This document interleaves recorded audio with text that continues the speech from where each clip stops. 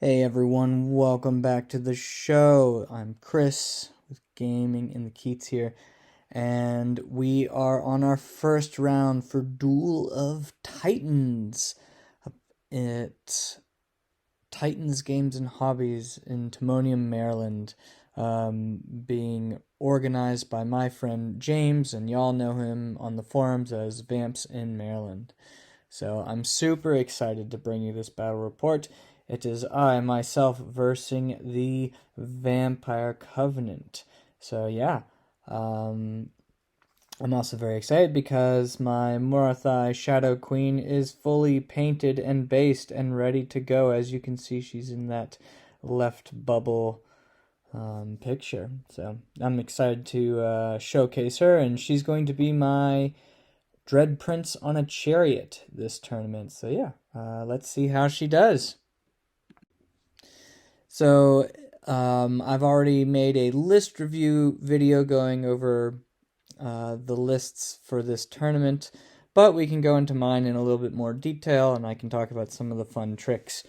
So yeah, we have a Warlock Outcast Wizard Master on Witchcraft with Mask of the War Crow, so that means her unit causes fear, and then any unit that causes fear within 6 inches of her unit gets to reroll ones to wound in close combat with its melee attacks. And then she has a Crystal Ball for that extra +2 to Dispel on the first Dispel roll. My general is Morathai, the Shadow Queen. Or we can name her something else for 9th Age purposes. But yeah, she's going to be a Dread Prince today. She's my general. She's on a Raptor Chariot. She has a 1-up, 4-up from range damage, and then a 2-up, 4-up in close combat with Death Cheater, and she's rocking a Great Weapon and Cleansing Light, so she has Divine Attacks and Flaming Attacks, and she's also MR2, because, yeah, she's my general, and I want her to be magic resistance. Next, we have a cute little cowboy. She's on a Raptor with a 1-up rerollable armor save and then a 3-up Flaming Aegis, and she just has Transcendence. So when she charges in and does 2 wounds, then she gets +1 Strength and +1 Armor Penetration for each wound she does at the max of +2. So she's a fun little tech piece that I'm trying out. If I could do 2 Raptor Chariots, that would be awesome. But with this character build, I'm like I'd be over points. So she's stuck on a Raptor today. Then my BSB, she's a Battle Standard Bearer with double Aether Icon, so nice MR2 there. She has Pride of Dargakos, so I'm getting a little bit more Divine Attacks in there, +1 attack, and it's a Halberd, so +1 Strength. And then we have a Book of Arcane Mastery, because you kind of need that on the Temple Exarch if you want that extra spell of Divination. We have the 34 Spears that will be accompanying her into battle with the Executioner's icon. Normally I see the Spear block run with the Cadron's Pennon, but I figured in this matchup, or not in this matchup, but in this tournament, I am going to just enjoy the Spears having the +1 to wound at all times. I don't need them to project that threat range, as I have the Chariots there for me, which you'll see later, and the Hydra. So I'd rather like them to be a bit more defensive in this case. But they can still put out a lot of damage. People need to be careful of that unit. So then we have Auxiliaries, which is where the Wizard usually goes into. 5 Shadow Riders, just for chaff. A cheeky Beastbreaker unit to give my mounted units +1 advance. And that does mean I'm actually about like 70 points over core. But with these units and the models I had, I figured, yeah, let's go. Like, I do not mind spending a bit over core to give me 1 more scoring unit. I'm not going to be punished for flag scenario, because that's not in this tournament, so I really don't mind. We got 2 units of Obsidian Guard for that little BSB bubble, and they actually, they're a great counter-charging unit as well. People do need to be careful about them, because they are an elite unit that will mulch through infantry rather easily. We have a nice little Raptor Chariot buddy to accompany the Dread Prince, either side by side, or I separate them, or I make them a single unit, depending on what the range damage situation is on my opponent's side. We have a nice Divine Altar to give that giant fear bubble, so therefore helping with the Mask of the Warcrow effect. 8 Shadow Riders, trying them out for just some chaff/anti-chaff, and to get into my opponent's backfield and just disrupting things. They're just there to be annoying. And then speaking of annoying, we have the Hydra, Mr. Cuddles. So in this tournament, a fellow clubmate of mine are having a Cuddles competition. We both brought Hydras, and as you guessed it, he's also playing Dread Elves. So we're trying to see which Hydra does the least amount of damage. Which Hydra is the true Mr. Cuddles. So, yeah, normally the Hydras kind of fluff for me, but the cool thing about the Hydra is that they become a magnet for range damage. So if you're shooting at the Hydra, great. You're not shooting at the Dread Prince. So I'm happy about that. Going into my opponent's round 1 list is Jeff, rocking the Vampire Covenant. Yeah, so we've basically got a Vampire Count on a steed, accompanied with the BSB on a steed, so the Count is doing the Crimson Rage, Sangreal, so super killy vampire with a 1-up rollable, it looks like. And then he brings back the Barrow Knights that he's in, and he also has the Hereditary in there. He's an Adept of Cultism, which admittedly I'm kind of like, yay, it's not a Master of Occultism, but still an Adept of Occultism for Dread Elves is not great because of Breath of Corruption and then Pentagram of Pain. So it's just like, ugh. Vampire Courtier, the General, is going to go into the Big Barrow Guard unit. An Adept of Shamanism, Paired Weapons, Cleansing Light, so, Flaming Divine. We got the Barrow King, double Aether icon, Hero's Heart, Talisman of Shielding, so probably a 2-up, 5-up, I'm assuming. No? 3-up, 5-up? Okay, 3-up, 5-up. But, yeah, just there to add in that extra combat resolution to the Barrow Knights. We got 40 ghouls, 23 zombies, 2 times 8 direwolves, 3 bat swarms, 39 Barrow Guard with the black standard, 10 Barrow Knights with the flaming standard, spectral hunters, for some extra spells, and they're also light troops. This unit is pretty cool. I've been liking them more and more when I've been seeing them played on the table. And then 5 Vampire Knights to round things out.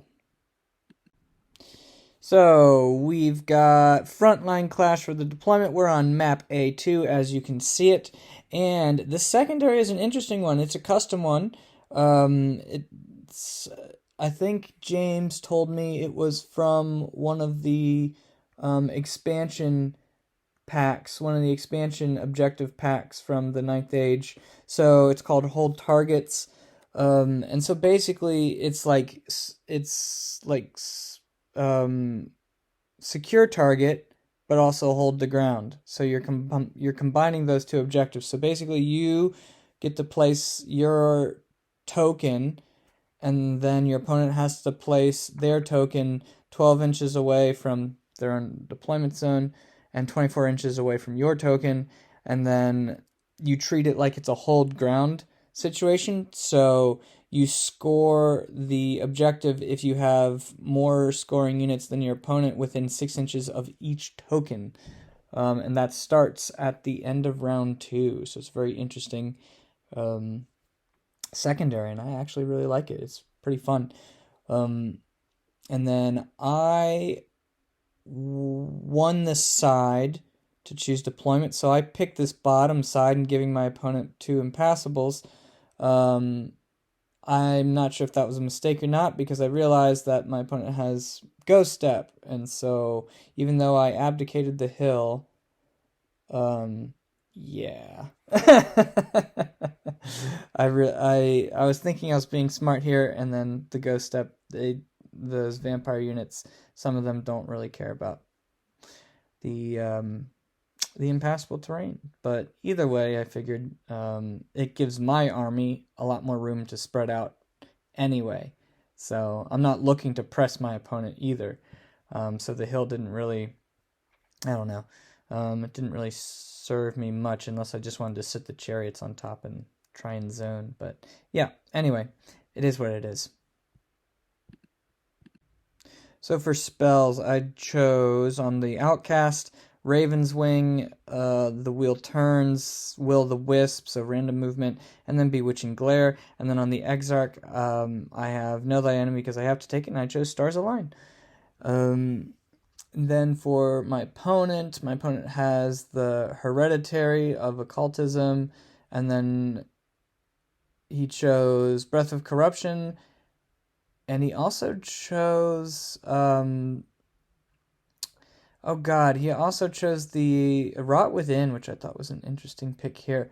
I think I would have chosen Pentagram of Pain to give an extra heal on the vampire, and do damage to me, but, I mean, it's Jeff Durham, he knows what he's doing. I'm just playing as Dread Elves, and I don't like either of those two spells, so, anyway, the Courtier has Savage Fury and Awaken the Beast. Savage Fury is an also interesting pick, and you'll see how it's used in this game.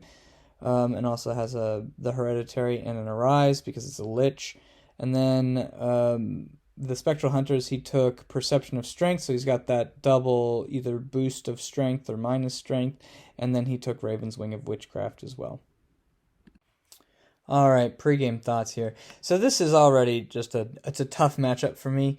Not just because I'm running more or less an MSU style Dread Elf army versus sort of a very blocky vampire army, and it's going to be hard to chew through those units. Those are some units that are just very tough for my list to deal with. But also, it's Jeff Durham, who's an ETC level player, so I definitely have my work cut out for me on this match. And yeah, so my macro ideas here are just I need to avoid engagement with the big blocks, don't get tied up with them. Because I know it's going to be difficult to get big points against this list, I'm just going to have to play for probably a small loss. And yeah, try not to bleed too many points. So luckily, because of the MSU style, I can minimize that point bleed if I play smart. And then for the micro side of things, I'm thinking of where I can get points with my characters, for example, is just focus on getting the Vampire Knights and the Ghouls, because those are units where I can send my characters into and not worry too much about them. Same with the Hydra, at least. The Hydra has a really bad matchup in this game because a lot of things have Lethal Strike and Flaming. My plan is to avoid the Vampire Knight bus, or not the Vampire Knights, but the Barrow Guard Knight bus or Barrow Knight bus. Gosh, one of the big one with the two characters in there. That unit counters both of my characters in kind of different ways. I just need to be focusing on stopping Breath of Corruption, quite honestly, because that's the spell that does the most damage to me. And then I do think having witchcraft spells to mitigate the movement of my opponent is going to be really, really useful here. So just being smart with how I allocate the Evil Eyes and how I do Raven's Wing and putting Will on the Wisp on the table every time just to make sure my opponent dispels that so I can get the other spells that I want off. On to deployment. From left to right, we have my 8 Shadow Riders with the repeaters, a Raptor Chariot, 10 Obsidian Guard. We have my Raptor Prince. We have the Beast Breakers behind them. We have the Chariot Prince. We have the Spears with the BSB right here. We have the Divine Altar. Already vanguarded up the... the Shadow Riders here. I did Vanguard these, by the way, but I just didn't take the picture yet. And then we have the Wizard Bunker here, which probably isn't an ideal spot, but I wanted to be able to do random movement on either of these two big units here. So we have the Hydra just, looking sassy across the board. And then on the far right, we have the Obsidian Guard. From my opponent's left to right, he has his Vampire Knights. We have some dogs, it looks like, for chaff. We got Bat Swarms, the Ghouls, the Spectral Hunters, the Barrow Guard with his Courtier, another unit of dogs, zombies in the back, and then his super scary Night Bus with the BSB and the Vampire Count in there. So as it went, we did a lot of exchanging in terms of drops because I really wanted to see where his three big units were, and I wanted to know where this Night Bus was going to go before I dropped everything else. And essentially my opponent, I think, outplayed me a bit here in that once he kind of figured out where I was going and I knew at least where the Ghouls and the Barrow Guard were going, he then dropped his units and had me go first. And so I just basically said, okay, that Night Bus is going to go down here and win this side of the objective, and I'm just going to have to try and avoid it as much as I can. However, at the same point, I am kind of happy that it's on the right-hand side versus more in the center with the hill. But this unit is also very fast, so it doesn't really matter too much. And it has ghost steps, so it can go through this impassable no problem. I had to drop my token first, and so I thought I was being clever by placing the token behind this impassable so he couldn't get a counter charge off the hill. But but as you can see, my opponent, all he needed to do was just place 24 inches roughly near the center, and he can use his two bigger units here to control the center and then have his knights control this. And so at this point I'm already realizing I'm probably not going to win this objective. So yeah, I think I messed that up here. So here is my turn 1. My Shadow Riders come up behind the house to just start harassing. The chariots and the Raptor Chariot kind of fan out this way. I push up a bit with the Obsidian Guard and my chariot, kind of goading his Vampire Knights to charge me. I also push the spears up to get just within 6 inches of this objective to start thinking about controlling it for later turns. I don't actually move this unit. I decide to keep them where they are. I want to be able to intercept when he starts coming forward here. And then I just decided to turn my Obsidian Guard around and start coming this way. I'm not even going to try and fight for that objective at this rate. I'd just be giving up their points. And same with the Hydra. So I put the Hydra in this sort of menacing way where I'm out of charge range from the Barrow Guard unit. Everything's in the front arc. And then, yeah, this is a flank charge. Yes, he can charge through it. However, I think I didn't give it to him. I think this is just out of their charge range as well. Yeah, and so I'm basically saying, no, you can have this one. I'll make it more difficult to come to the center, is what I'm trying to say there. In the magic phase, nothing really of note happens other than getting a Know Thy Enemy off on the spears, and then I put a guiding light on this unit just in case I wish to march them. I really want to make sure I can march them and intercept any of his oncoming units.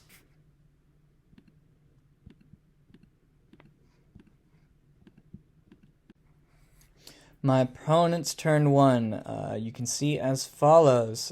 He just shuffles his Vampire Knights a bit to not be in charge range of these Raptor Chariots and the Raptor Chariot and the Dread Prince. So he moves this unit back a little bit. And he just kind of shuffles forward a bit. He's getting his chaff angled and ready to intercept me in case I choose to come forward. the zombies start walking up towards the objective, and then you can see here with his Barrow Knight unit, he did come up a bit, but he's also making sure that my Hydra can't just march out of his line of sight. So this unit is starting to threaten my flanks here. However, it's not as threatening yet. In the magic phase, I stopped Breath of Corruption. I stopped an Arise up of zombies here. However, he does put a Savage Fury on the Hydra, which means I have to take a Frenzy check. So I'm sitting there thinking like, uh-oh, this could be bad for Mr. Cuddles, as he might go flying into Barrow Guard. Alright, now I don't have a picture of my opponent's turn 2, but I can sum it up for you here with my turn 2 as well. As you can see, Mr. Cuddles thankfully passed his Frenzy check. Right, so that's good. In other news, I moved the Shadow Riders up to I do this to block my opponent's chaff. I don't care so much about the ghouls coming in the spears. The Barrow Guard is a bit risky, but right now I think they're 11 inches away. They need an 11 to get to me. Now, granted, he's on a hill, so he can re-roll that, and so I still need to be careful there. However, I just turned to angle my wizard bunker facing the knights. It's still a front, I think, on this unit here, but if he charges this unit, yes, I'm just creating a flee path to make sure that I'm fleeing through the Obsidian Guard. They have their reroll panic, and I'm also within 6 of the Hydra too, and I should be safe down in this area here. So that's my thought process there if he chooses to charge and I flee. And then, right, in Magic, I get up another Know Thy Enemy on the spears because I'm really going for guiding lights everywhere.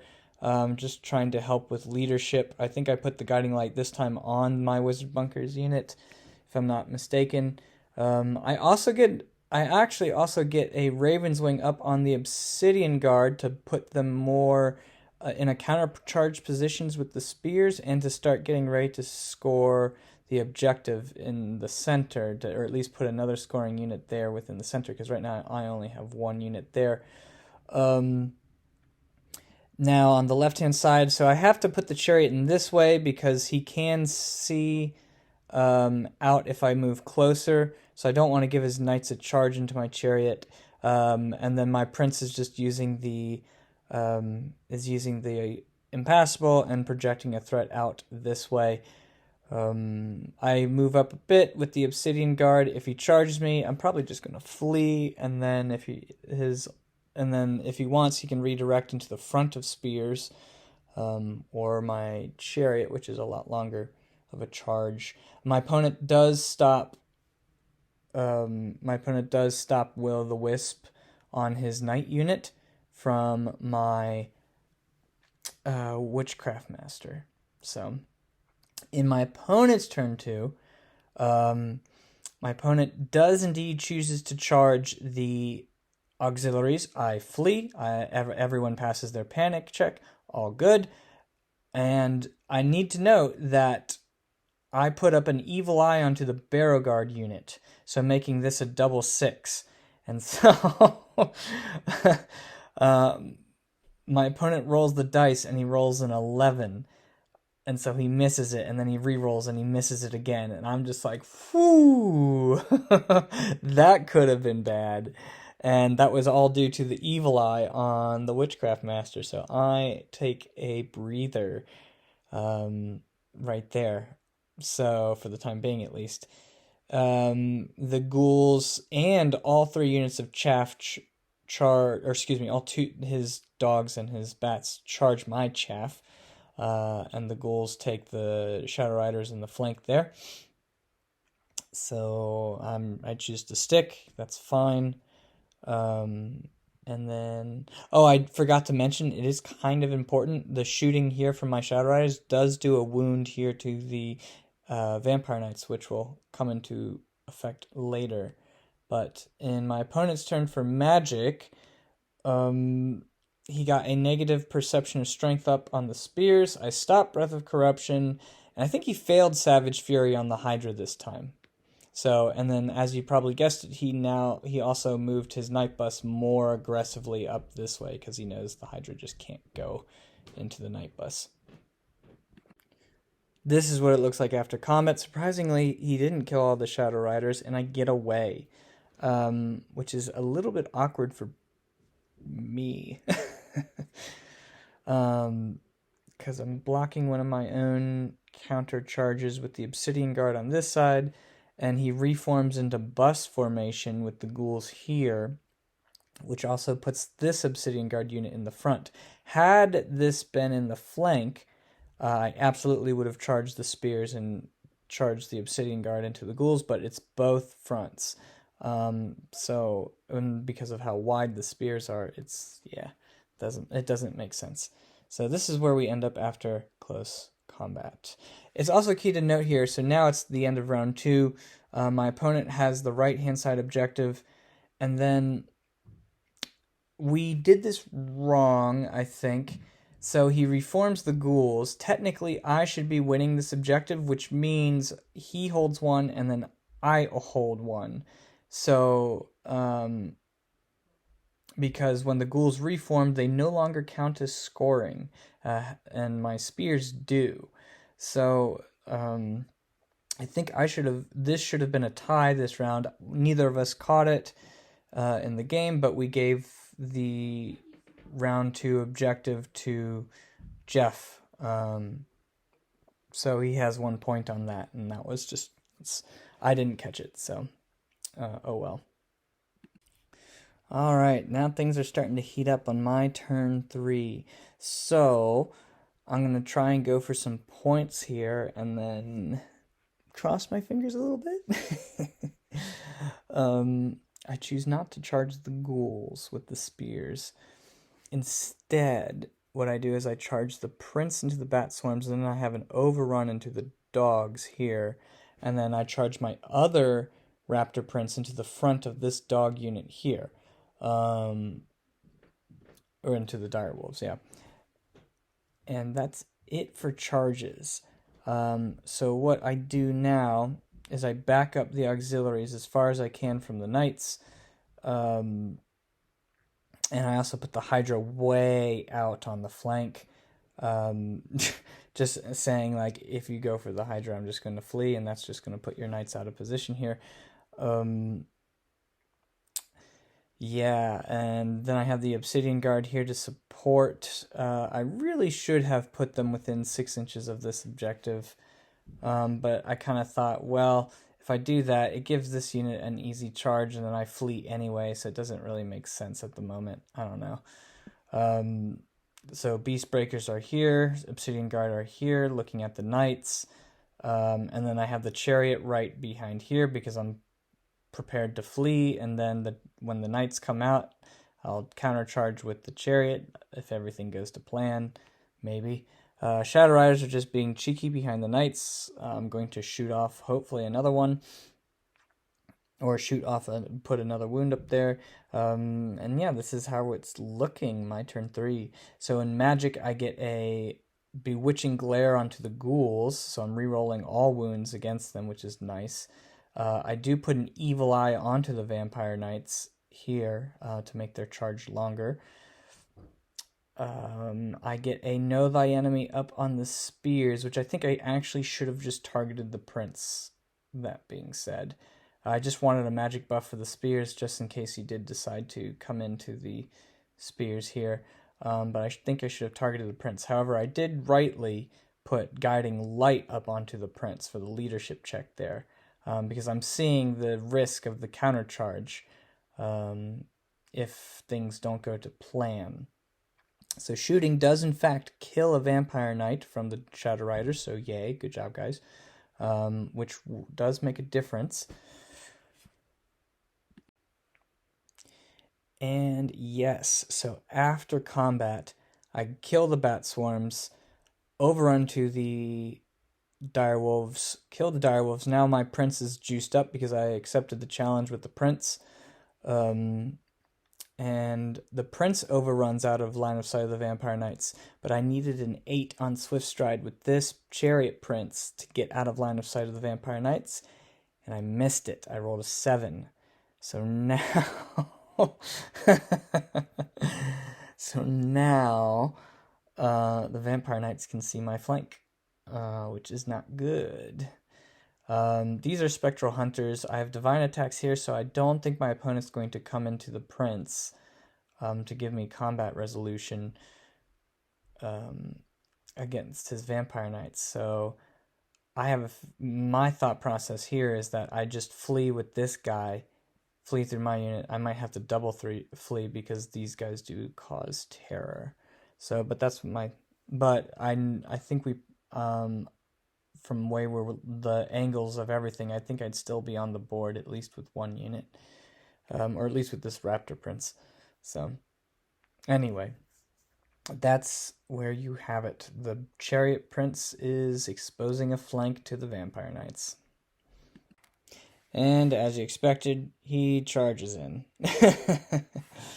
He doesn't charge anything with the Spectral Hunters, so I'm happy about that. Instead, he puts the dogs facing this way, which you'll see come into a play later. But the zombies walk up to start to try and score the objective. I think they're actually still just out here, if I'm not mistaken. Or they might be just within. I'm not sure. But it doesn't really matter because now he has 2 scoring units to my 1. He chose to not charge the spears. With his ghoul unit, the vampire knights now come, or not vampire knights, excuse me, the barrow knights with the 2 characters in there are now threatening my flank. Things are not looking good there. Got to figure out what to do with them. And yeah, in Magic, he gets a negative perception of strength off on the prince. I still let that go because I'm still wounding on 2s, but it's -1 AP. I stop a heal on the Vampire Knights, which is important because it means they don't have a big flank. But my opponent does get up a new unit of zombies right in front to block me up even further. So, in close combat, the prince takes 2 wounds from the knights, which I think I got off a little lucky. He was hitting on 4s, wounding on 2s. I don't think he got many hits through, to be honest. I think he whiffed a bit to hit. And I think he got 4 wounds through, and I saved 2 of them with both the armor and the fortitude. So, good job, Chariot Prince. I do lose combat because he does have a banner, a charge, and a flank. And I do kill one of his knights in return. But luckily, I stick on the minimized discipline check. Furthermore, I go to do a reform test, right? I pass my test and I see this dog unit and I'm like, aha, I see you, Jeff. I know what you're doing. I almost made this mistake. So instead, I just nudge the prince down. I keep the flank because I don't want to give the dogs a rear. I keep the flank, which may or may not be a good thing, but I just nudge the prince down to give the leader more of a leadership bubble in this area. But yeah, that would have been bad there, giving my opponent a charge and a rear to his static combat res, and he just challenges me out, and it's just not good. So, luckily, I caught that. Okay, my turn 4. Yes, you can start to see the magic cards coming out. I failed to mention, by the way, that my opponent did put a Savage Fury up on the Obsidian Guard too. But luckily, I pass it. I choose to not charge anything. At this point, I move my Wizard out and go into the Beastmasters. I think that might have been a Raven's Wing too, to be honest. But she's no longer in the auxiliaries. She's now in the Beastmasters. So she's giving that nice little reroll 1 bubble here. And then my opponent stops either the wheel turns or a potential... Yeah, I think my opponent stops Bewitching Glare on the ghouls or something. However, I do get a Stars Align off, and more importantly, Guiding Light up on my Dread Prince again. So my Dread Prince is now re-rolling to hits. Re-rolling to hit on the Vampire Knights, which is quite good. Also, you can see here, Mr. Cuddles is now just saying, yay, I'm coming outside to the flank, and I'm going to go eat some zombies. I do need to be careful of the Spectral Hunters, but I did not give him a charge there, I do believe. And then you can see here my one little Shadow Rider who rallied on half leadership is now, dying for the cause. So I'm blocking the Night Bust there. Yay! Okay. Yes. So importantly, we all stick around here. I do take one more wound, so my prince only has one wound left, but I kill another knight, and we're good to go. So I'm like a little nervous about this one, but at the same time, I'm like, okay, I think I have this unit now. So, and you can see here my Raptor Prince is here to do a rear charge just in case things don't go well. All right, and so my opponent's turn 4. The ghouls charge the spears. And then you can also see kind of a bummer here. He tried to terror check my auxiliaries. They passed their terror. Thank you, Obsidian Guard. And this was a long charge. I think he needed a 10. I mean, with Swift Stride, it's not as bad, but, he went for it and he made the charge. So I'm not hopeful about this auxiliary unit. And then in my opponent's magic phase, I stop another heal on the knights. He does get another minus perception of strength off on the spears, but the spears win the combat actually pretty handedly with the fear buff from the rerolls 1s to wound here. From the outcast. And yeah, we all stick around again. And more importantly, I kill the Vampire Knight unit with the Dread Prince. So now the Dread Prince is free. So I'm happy about that. I have those points. And now I'm actually feeling pretty good because now I feel like I have a good setup here with the Chariot and the Obsidian Guard, or the Chariot and the Shadow Riders, to hit into the ghouls and get this ghoul unit. Okay, my turn 5. I actually decide to back the Chariot Prince up because I am a bit concerned about Breath of Corruption. I only have one wound left, so I think I just need to get her out of dodge. I do charge the Chariot. I do take a wound, by the way, for DTs going over the impassable. I charge the Chariot into the dogs, as well as the Shadow Riders. The Shadow Riders do not have an overrun. I just missed the ghouls, but the Chariot does. So I'm going to do this combat first, overrun, and then hopefully wipe out the ghouls here. In other news, the Obsidian Guard fan out. I do need a Raven's Wing to get them in front to block the Knight charge and to block his characters from charging out as well. And then Beastbreakers shuffle back. The Raptor guy comes back as well I think at this rate, try to conserve his points. I'm probably going to just put him around the building so he can't get Breath of Corruption off. And then you see Mr. Cuddles coming up to eat some zombies. And luckily, the auxiliaries stick around for a turn. I kill 3 models, thankfully. And we're all good here. It's a push. Because his charge, he did kill a couple of me, but yeah, the auxiliaries stick. So good for them. Hopefully I can finish off this unit. In the magic phase, like I said, I got a Raven's Wing off on the Obsidian Guard to just block things up here. And I get, I do get Bewitching Glare up on the ghouls, so now I'm certain that, okay, I'm going to kill this unit. My opponent does stop the random movement on the knights, and the only reason I'm doing that is because I want to make this distance, the overrun into the spears, longer with only 2d6. So that's my thought process there. Oh yes, and you can also see my opponent in the previous magic phase got up. That unit of zombies that he did get up is now, they are facing towards the dread altar. They're not facing the flank of the spears, which I'm actually pretty grateful for. So they are looking down this way. And after combat, as you can see it, yep, I kill the ghouls. I did declare to overrun with both because I wanted to block the barrow guard, and this is how it ends up with the chariot. So I end here, and then I don't roll enough to bypass the chariot's footprint with the Shadow Riders, so they just kind of bump in front like that. But okay, so I'm happy about that, even though I'm losing the objective at this rate, because my opponent has 2 scoring units to my 1.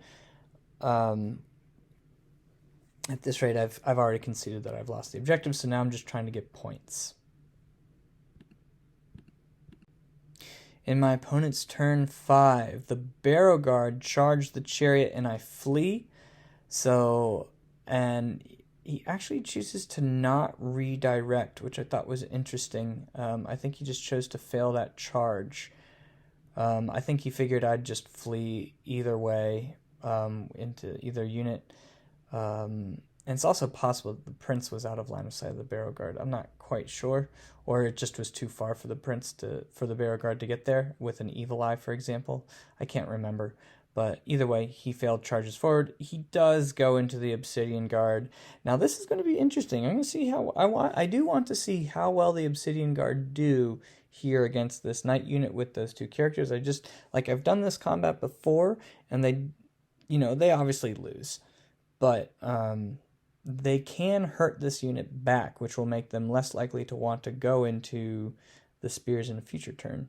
At least that's what I'm thinking. In my opponent's magic phase, I stop one of the heals on the Spectral Hunters, but unfortunately my opponent gets the second one through, so one does come back, which is annoying. And I also failed to stop Breath of Corruption. And then you'll see in the next picture that Breath of Corruption puts the final wound on the Chariot Prince. And that is big. That cost me 670 points right there. So, oof, that sucked. Now, I have a rules question. Please comment below. I'd really appreciate it. Because the barrow guard charged, can they even shoot this turn with Breath of Corruption? The question, I didn't even think to ask this during the game. I didn't even think about it. But as I go back into this battle report, I'm realizing, wait a second, I don't think the barrow guard should have been able to shoot the prince with the Breath of Corruption because they charged and failed their charge and are therefore shaken. So I don't think that should have happened. But who knows, if the barrow guard are still allowed to shoot using the Breath of Corruption after failing a charge, please let me know in the comments below.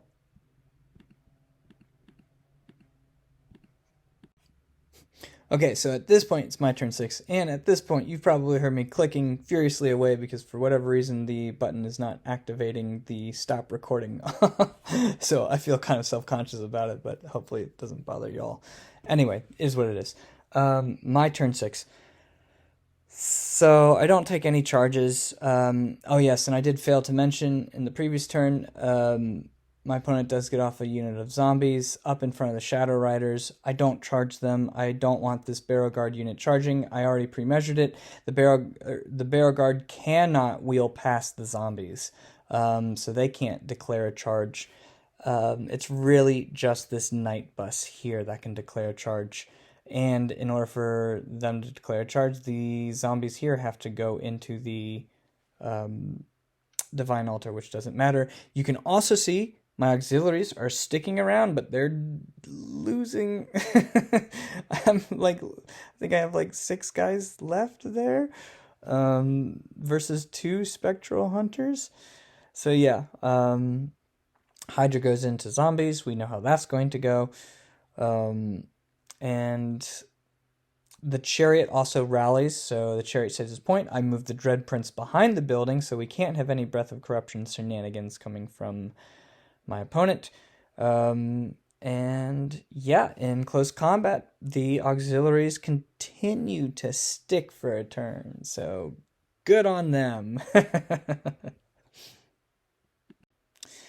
I believe, interestingly enough, I believe I did get a wheel turns up on this unit. I forced it through, but my opponent still makes it into the Beast Breakers.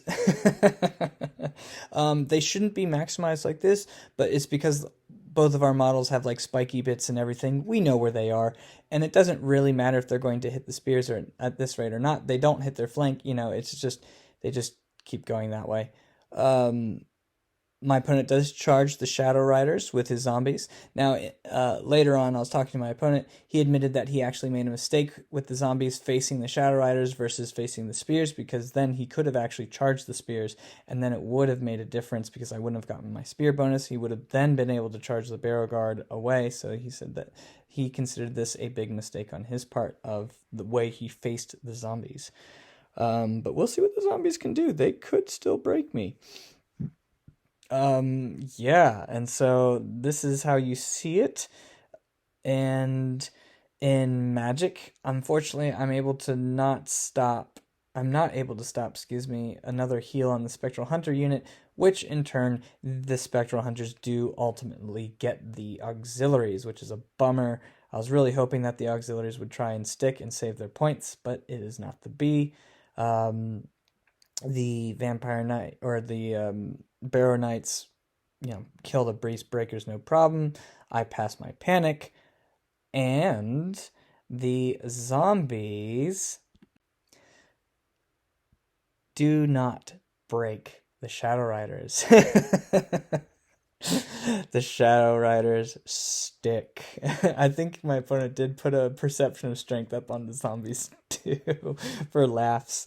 I think he did actually kill one. We just didn't remove the model. We knew what had happened. It was just a matter of me making my break test, although I did kill a few back, so it was a moot point. We're all good here. And as you can see, also my that turn I failed to mention that the Outcast bailed out of the Beast Breakers before they sold their lives dearly, and she jumped into the Obsidian Guard. So, yeah, there you have it. That is the end of the game.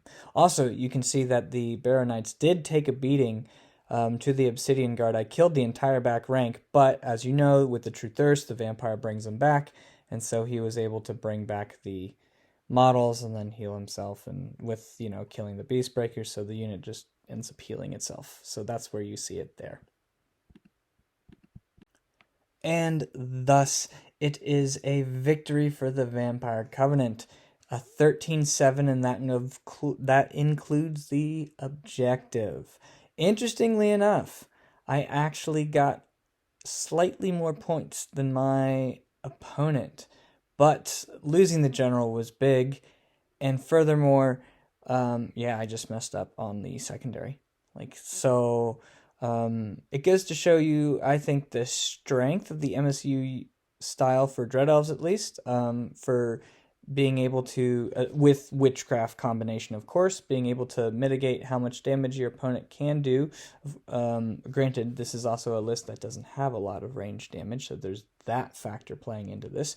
But I lost the Prince, the Repeaters, the Shadow Riders, the Beast Breakers, and one unit of Obsidian Guard. On my opponent's side, he lost his Ghouls, both units of Dire Wolves, the Bat Swarms, the Zombies, because Mr. Cuddles did eat some zombies, and the Vampire Knights. Alright, so first and foremost, thanks so much to Jeff Durham for the game. It was really fun, and also I thought a really strategic game. It was very challenging, but I did not expect anything less from playing against an ETC level player. So in terms of my post-game thoughts, I felt that I was able to successfully avoid the Night Bus, the Barrow Night Bus that is, and avoid how much points that it could actually take from me. I was able to achieve my goal in getting the Vampire Knights and the Ghouls, And yes, I did not play the secondary well. We saw what happened there, so I'm thinking like how I would go about playing it for future rounds. Admittedly, against Jeff's list, it's still a bit of a mystery on how I would do it with that board. So I haven't actually been able to solve that problem yet. If you guys have any ideas of how I could have played that secondary better with this style of list against Jeff's list, again, comment below. I'd love to hear it. And yeah, like I said earlier, I felt that I did well to not lose a lot of big points aside from the general. In the micro situation, I don't know if y'all noticed this, but my Raptor Chariot could have indeed charged the rear of the Vampire Knights when they got stuck with the Dread Prince. It was a far charge, but because of the Scent of Blood rule, who knows, it could have been, I mean, I should have taken it, I should have seen it, I should have taken the charge regardless of how far it was, just to make sure that I could have cleared out, to give myself a chance to clear out the Knights a turn earlier. So I missed that.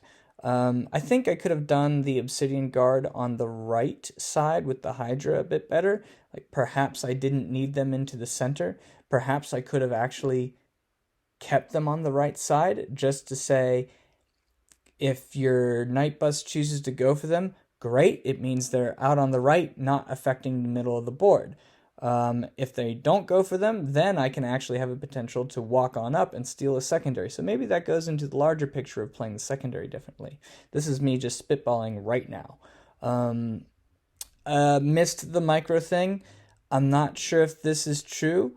Again, comment below. But if the turn you charge, the question is, can you also shoot a breath weapon when you charge? So not sure if this is possible. And then, again, the reform on the ghouls meant that they were not technically scoring in that round 2 on my opponent's turn. So that particular round would have meant that we actually tied the secondary in that round versus him winning it. In the longer course of the game, maybe it would have mattered, but maybe not. He already had a pretty solid control over the center objective with the ghouls and the barrel guard anyway for the future turns, and I didn't do a good job with the other Obsidian Guard unit to help counterbalance that. So there you have it. And that is it. First round done of the Duel of Titans tournament. I am actually very, very happy with that result. I did a lot better than I thought I was going to do. Getting 7 points off of a very experienced player. I will take it. That for me was a moral victory. So, all right. Thanks everyone so much for watching. Like and subscribe if you made it this far through the video. And I'll catch y'all in the next one. Ciao, ciao for now, y'all.